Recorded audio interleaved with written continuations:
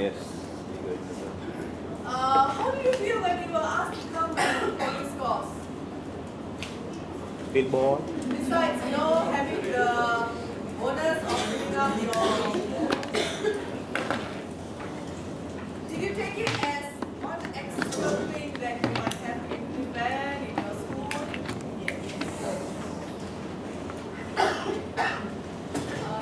I understand you fully, okay? Because before I went into this kind of I was a teacher like you. And I was also doing the textbook kind of teaching English and struggling during my time. It was worse because students were not so exposed to so many modern entertainment and media. So it was tough. And if you are in a rural school, how many of you in the rural school? Escape mana usul dulu school. It's worse. More than a teacher. So the newspaper actually brought the world into their lives. You'll be surprised. Okay. Many things in the newspaper. Students will get exposed through the newspaper. So we could talk about technology, and all that. It's very entertaining as well. But technology is more time consuming by the time you set up things, and all that. Then after you have to run to your next class, with this and that. But newspapers, you can do it easily.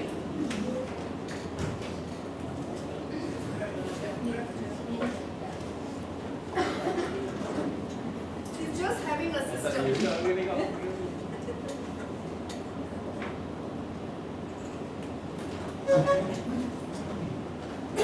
So I'm bringing with you my experience of really using the newspaper in the classroom to upgrade my students' proficiency. Okay? It doesn't have to happen every day, but it fulfilled my objectives in many ways. Okay? So as you know, in a classroom, you are having 30 to 40 children staring at you. Okay? And in that classroom also, you have students of varying difficulties. No one student is the same. Okay? If you have a co-ed class, you have girls and boys, it's even more different. Boys have got different interests. Okay? So the newspaper is versatile in the sense that it has a topic of interest for every child in the classroom. So when you give them activity, you open it to them. So the boys will start from the back, looking at the sports pages, the girls will grab the fashion pages, then the nerdy ones will go for the heavy reports. So when you capture their attention, half the battle is gone. Half the battle is won. Okay? So that's number one. You know how we battle to get our children's attention. So that is one thing about the newspaper. Unlike the textbook, they push the textbook away. But when you bring the newspaper, they are all waiting to get it. So that's number one. Okay. Number two is, as I said, it fits into every category. You will be able to capture everybody's attention. Okay. And it will also enable you to help the low proficiency students as well as the ones who are excellent. So we have streaming in schools, but that is only for academic purposes. But sometimes you find that in a class of low performers, there will be a few students whose English is very good. Maybe it's from the background they come from. And that poor child will be neglected because most of the others, are very slow in English. So how do you help that child? The newspaper is very good. I will teach you afterwards how you can start with a simple exercise, but you can upgrade so that the ones who are very good in English, they get excited because you have given them something to their ability, and then they can do. Okay? And then newspapers also is very good for me. Okay? On the last day or the second last day of the week and the last 2 periods, if you have English, oh my God, how am I going to finish this last 2 periods on a hot afternoon? Okay? This is good for you. When you have very urgent things to do and you don't know, oh, what am I going to do in my class? I'm not ready and I've got something urgent to hand up. Okay? You can also dish out an NIE activity for them. They can work independently with minimum supervision. It's a matter of setting up your system of teaching and learning process. Okay, so enough of me talking. And I just want to tell you that every day the paper is it's not the same. Okay, like for example, the Sunday Star here, I will go through the Sunday Star later. And then the weekdays, the Star comes with a center where it has only news which will also feature your town sometimes. Okay, the metro section. Okay, the metro section, the central. So sometimes your town might be in the news. So if it is something familiar, grab it and use it. Students will be happy to identify many things there. Okay.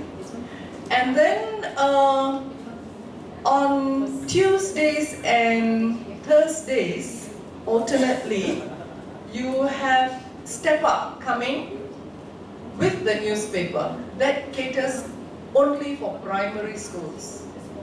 Okay. So that's to give you a rough idea, okay, about the paper. Now I'm going to go through the Sunday Star with you.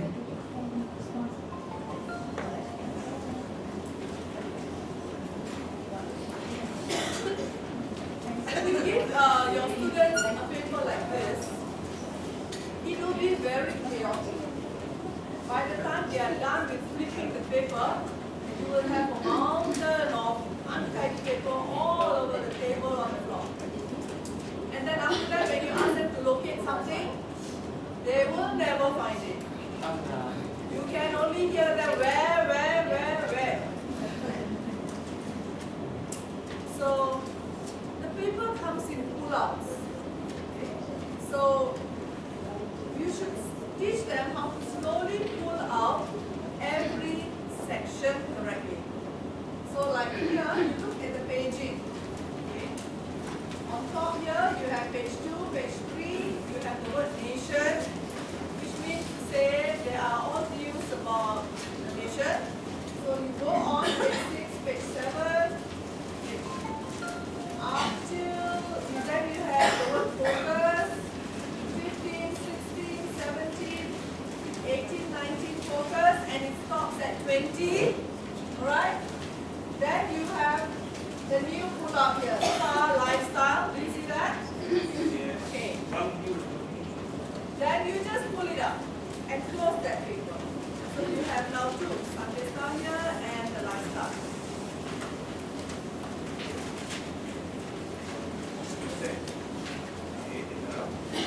Then you do the same.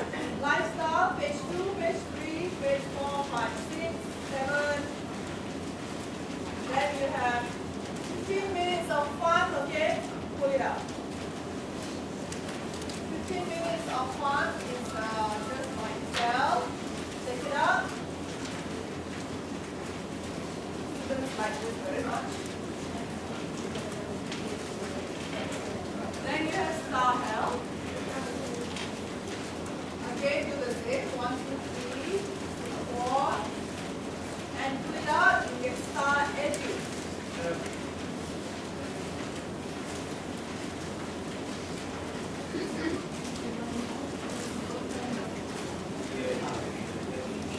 How many don't have papers? One. Zarina.